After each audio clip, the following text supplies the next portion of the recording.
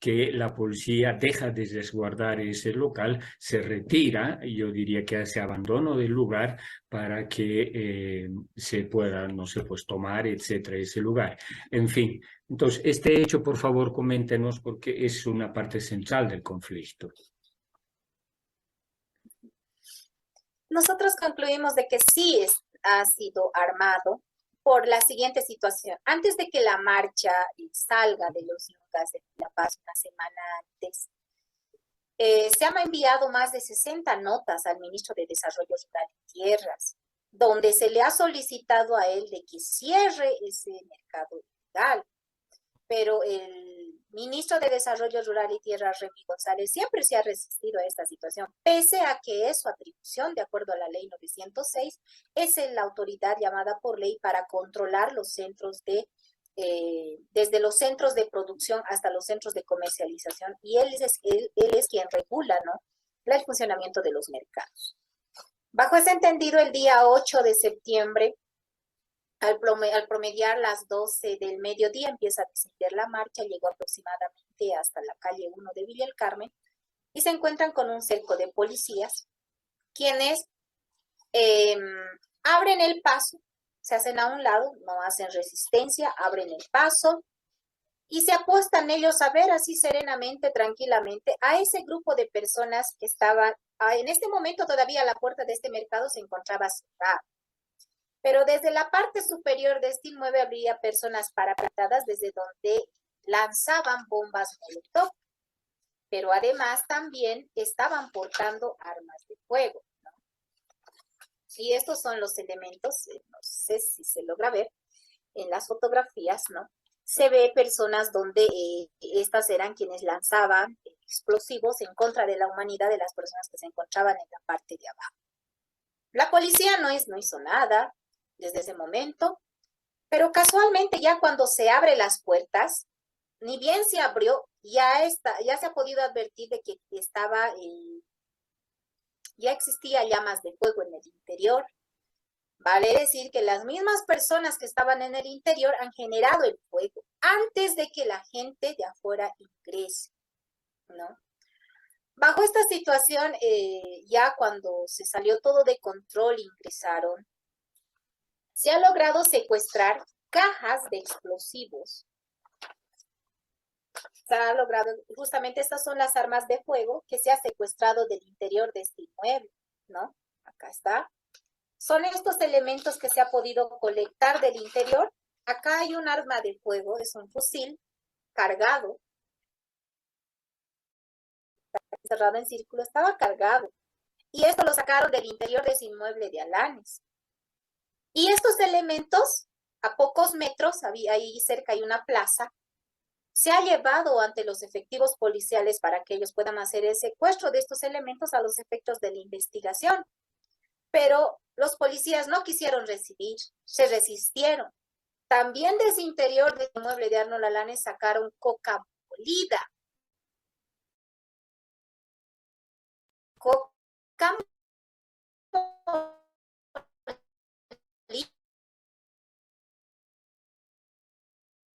y sabemos bien es el destino, dónde va esta coca. Eso también es... Pero va a algo más esta situación, y esto ya es descabellado. Hace el Ministerio Público una lista, ¿no?, de personas procesadas, de personas investigadas como denunciados, donde les toman las declaraciones. El mismo fiscal departamental de La Paz se ha dado la labor. Este hecho suscitó un viernes. El sábado, el domingo, él personalmente concurrió hasta la FELCC para ordenar que se tomen las declaraciones solamente a la gente de Arnold Alanes. Y cuando nuestra gente quiso ir a declarar, no, se restringía. Ellos no podían declarar, porque si iban a declarar, podían ser aprehendidos en ese momento, ¿no? Y entre esa lista, me llama a mí la atención, figura el nombre de un joven de nombre Isaías Miranda Sánchez, un joven de aproximadamente 32 años de edad. ¿Qué ocurrió con este joven? Cuando la marcha descendió, ingresaban por la calle por donde está ubicada el inmueble de Arnold Alanes, ese mercado ilegal, y esta gente que estaba parapetada desde la parte superior de este inmueble disparaban con explosivos, lanzaban explosivos, ¿no? Bombas molotov, pero también tenían ellos armas de fuego. Y un arma, justamente un proyectil, logra impactar contra este joven de nombre Isaías Miranda Sánchez. Y este es inmediatamente trasladado hasta el hospital La Merced, donde por su situación de gravedad deciden trasladarlo hasta el hospital Arcoíris, y es ahí donde lo asisten, entra a una intervención quirúrgica y le extraen el proyectil que él tenía en la cabeza. Y justamente lo tengo acá, ¿no? Donde él es asistido, acá lo tengo, él es el joven Isaías Miranda Sánchez, ¿no? Él es del lado de Freddy Machica. ¿Qué ocurre? Sabiendo que a este joven lo han impactado con un proyectil de un arma de fuego, él ingresa como denunciado ahora en este proceso de Arnold Alanes. Incluso tiene una orden de aprehensión donde se lo está sindicando por la comisión de más de 14 delitos. En consecuencia, yo digo, este joven tendría que haber sido Rambo, discúlpenme, pero tendría que haber sido Rambo para que así en el estado en el que él se encontraba, totalmente desangrándose con una bala que se dice incrustada en la cabeza, de ir a abrir ese espacio, violar, porque esos dicen ellos que ha habido violación, que podía él incendiar y todo aquello, ¿no? Ese es el accionar que tiene el Ministerio Público. Pero además, mire, ¿dónde llega? Yo lo puedo decir, no puedo utilizar otra palabra, pero lo tengo que decir, es la sinvergüenzura de los fiscales. Cuando este joven así, que no ha resultado en este estado, actualmente ha perdido la vista, ¿no? De uno de sus ojos, ha ido a denunciar, la hermana ha ido a denunciar, no le recibieron la denuncia. Y estas fotografías, los informes médicos, así tal cual se los estoy mostrando, se ha puesto a conocimiento del fiscal, pero al fiscal no le da la gana de investigar. No le da la gana de investigar porque para él estos elementos no son objetivos, son vagos, ¿no?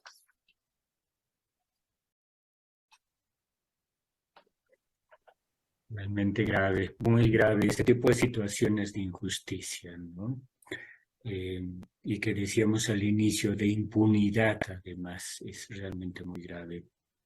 Bien, pasamos al penúltimo punto, doctora, que es el caso propiamente César Apaza. César Apaza, quien vive actualmente una situación de verdadera tragedia por su estado crítico de salud. Es la vida misma de César que está en riesgo, puede fallecer. Y que eso ha sido producido por, en principio, su secuestro. Creo que el 22 de septiembre, usted me va a corregir, no solamente detención o aprehensión, sino secuestro con policías de civil que no se identificaban, no había orden de aprehensión. Luego lo torturan hasta, entiendo, fracturarle incluso uno de las manos. Tramposamente en la cárcel de San Pedro es acusado de tenencia de celular para trasladarlo, reitero, una y otra vez tramposamente a Chonchocoro, donde continúa sufriendo atentados a su integridad física, torturas, palizas de parte de los propios internos. Y resultado de estos malos tratos es que él llega a sufrir una embolia e incluso parálisis de la mitad derecha de su cuerpo. En una declaración a la prensa, usted decía, doctora, que estos, digamos, males son irreversibles, es decir, que Apaza va a necesitar necesariamente, valga la redundancia, a alguien para apoyarle en su vida próxima. Esto, y aquí sí recurro a la Constitución Política del Estado para quienes nos están viendo, es absolutamente ilegal e inconstitucional por cuanto en el capítulo 2 de la Constitución, en el artículo 15, dice claramente nuestra Constitución que toda persona tiene derecho a la vida. Textualmente dice, doctora, y usted conoce muy bien el artículo 15, numeral 1, nadie será torturado ni sufrirá tratos crueles, inhumanos, degradantes o humillantes. Textual, reitero porque es absolutamente importante este artículo 15, numeral 1. Nadie será torturado ni sufrirá tratos crueles, inhumanos, degradantes o humillantes.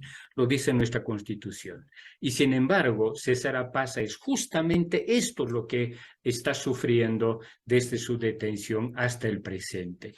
Coméntenos entonces, por favor, este caso concreto de César Apaza, cuya causa usted está defendiendo valiente, yo diría heroicamente, doctora, frente a todo esto que hemos descrito, el poder todopoderoso e impune del gobierno actual. Coméntenos la situación y estos tratos, maltratos, agresiones, violencias que ha sufrido César Apaza. Justamente, ¿no? El 22 de septiembre del 2022, al promediar las 6 de la madrugada, César Apaza fue aprehendido en la zona de Villa Fátima, en afueras del mercado de Coca de Villa Fátima. Es interceptado por personeros de inteligencia, quienes nos identifican, y lo tenemos nosotros las grabaciones de las cámaras de seguridad que tenemos en el lugar, donde se advierte de que descienden estos de un vehículo y lo sacan prácticamente del interior, ¿no? del inmueble. No conforme con ello, lo golpean, lo arrastran en el vehículo al momento de su aprehensión. Eso no era una aprehensión, era un secuestro lo que hicieron. Posterior a ello, dentro del vehículo, lo golpean, lo lesionan la mano derecha, lo dejan, tiene una luxación, ¿no?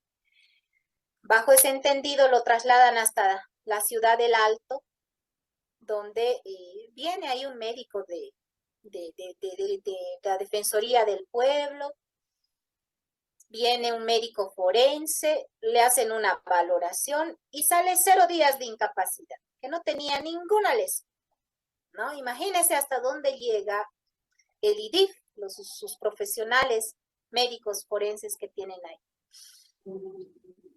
Posterior a ello, el 23 se desarrolla la audiencia cautelar, donde al juez se le había puesto a conocimiento esta situación con relación a la aprehensión, y él prácticamente no se manifiesta con relación a ello. Él dice que es legal esa aprehensión. Se ordena la detención preventiva por el tiempo de 6 meses en el penal de San Pedro. Bajo estas circunstancias, él llegó allá a San Pedro y ya al día siguiente, al tercer día, empezó a tener fuertes dolores en el costado derecho, donde le habrían golpeado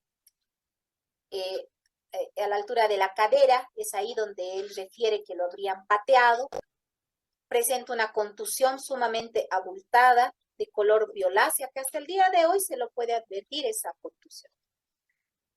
Recurre ante el médico de posta, pero él jamás le dijo, ni siquiera le dio una sugerencia para que él se pueda asistir médicamente en un centro de especialidad. Tenía toda la mano derecha, todo esto estaba abultada, donde a simple vista se podía advertir que existía lesión. Pero el médico forense dice que no hay nada de lesión, 0 días de incapacidad, ¿no?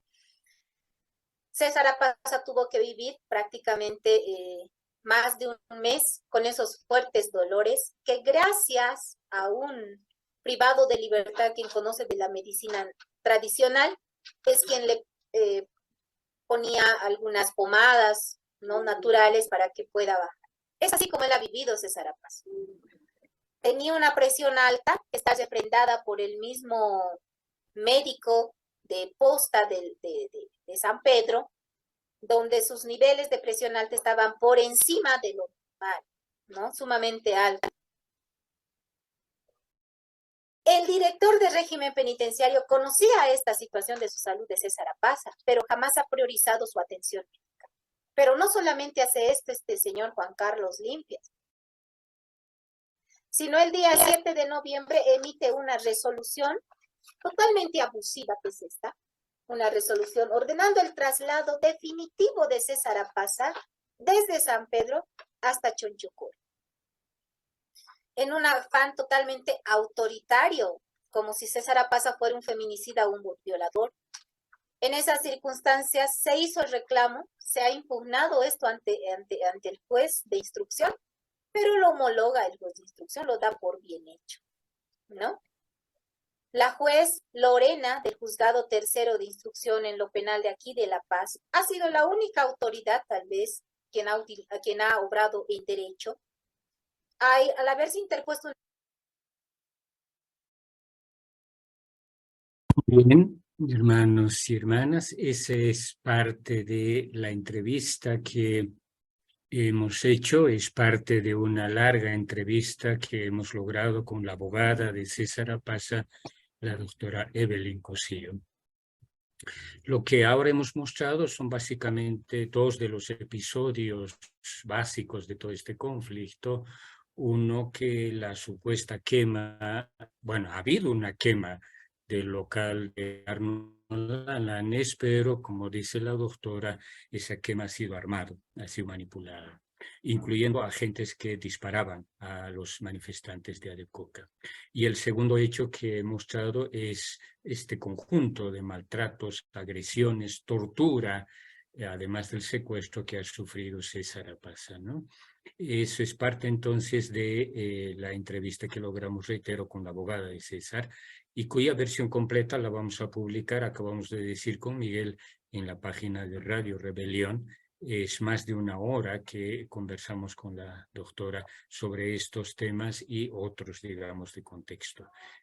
Quizás alguna complementación o alguna pregunta. No, creo que es muy importante, obviamente, difundir y seguir la campaña por César. Hay una persecución a todo Adecoca o a varios de sus dirigentes, como lo señaló ella. Y bueno, es una situación grave realmente, de violación de derechos humanos, como vos dijiste, de la Constitución, de todo, ¿no? Entonces vamos a continuar difundiendo y haciendo campaña por su libertad, ¿no? Y por el cese de la Adecoca. Exactamente. Hay como dos cuestiones, entre muchas otras pendientes. Lo urgente ahora, y es por lo que se está peleando en La Paz, es que al menos se le pueda dar detención domiciliaria a César por su estado crítico de salud. Hasta ahora no logra recuperar movimiento en toda la parte derecha de su cuerpo. La embolia continúa, sumado a esto, reitero, que tiene presión alta. Entonces el riesgo de muerte es de verdad muy grande, entonces Claro. hay que empujar para que se defienda en libertad y tenga al menos detención domiciliaria. Lo segundo, eso lo trabajamos con la doctora en otro momento en la entrevista, pero son 27 dirigentes que están de Adecoca con detención, están encarcelados, sin contar a los muchos también que están con medidas sustitutivas, etcétera, ¿no?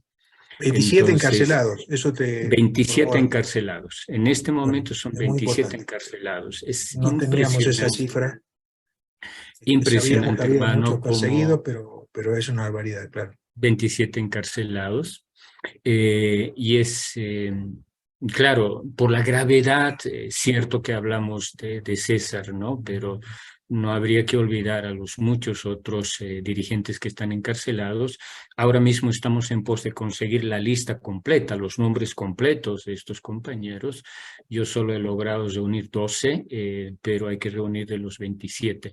Entonces, por una parte está la campaña por que César tenga detención domiciliaria y dos, que los presos de Adecoca puedan lograr al menos defenderse en libertad, ¿no?